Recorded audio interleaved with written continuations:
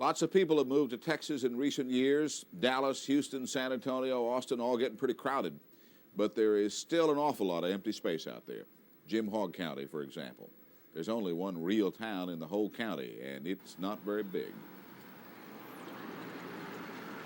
Hebbronville came into existence about the same time Hogg County did.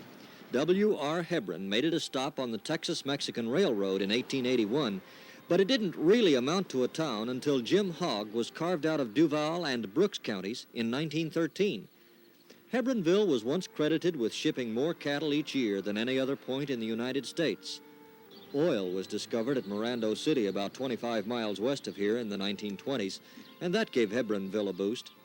A training school for Franciscan priests was opened here in 1926, and it was operated for more than a quarter of a century.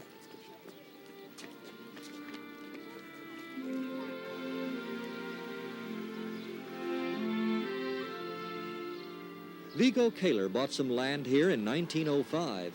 Several years later, he donated part of it to the county for the courthouse.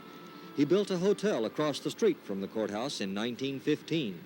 Mr. Kaler felt that this part of Texas, just a short hop from the Rio Grande, would grow and attract a lot of people. He felt that a hotel would help it grow. A few people did come up here to escape Pancho Villa's raids, and the Randado oil activity brought some people in. Vigo Kaler's granddaughter, Dagmar Cole, ran the hotel during World War II, and she says that soldiers stationed at Laredo during the war often spent the night here. Dagmar's father had even had the hotel enlarged at one point. But the boom Vigo Kaler anticipated never came. The hotel was closed in the mid-70s, and a few years ago the family donated it to the county, with the understanding that one day it would be restored.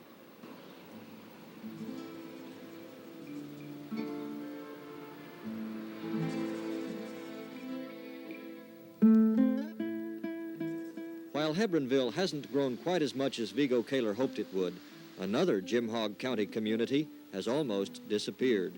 Randado was a ranch that supported more than 100 families once upon a time. It is still a ranch, but the 100 families have dwindled to one. Rafael de la Garza used to be sheriff of Hogg County.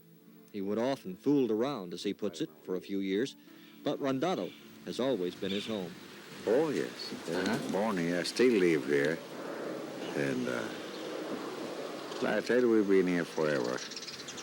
Rafael's great-grandfather came to this area more than 150 years ago, and the family's been here ever since. There were three brothers.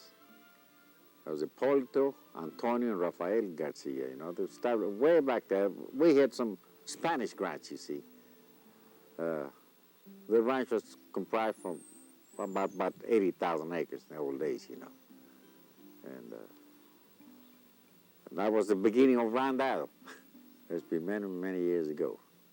About 1825, or between 25 and 27, they moved up here, you know. And they built that little church and a little settlement here, you know.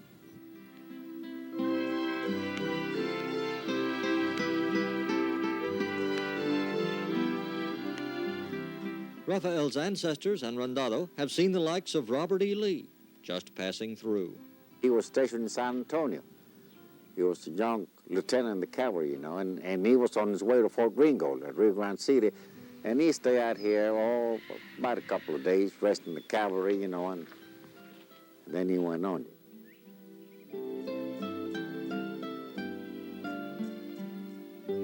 Rafael de la Garza raises a few head of cattle now and waits for the time he'll join his ancestors on the hill. My great-grandfather, he was buried in 1888 out there. And my grandmother's buried there, my father's buried there, and most of my family's buried there. And that's what I expect to be buried there when I die. I'm 75 years old now. I'm getting long in years.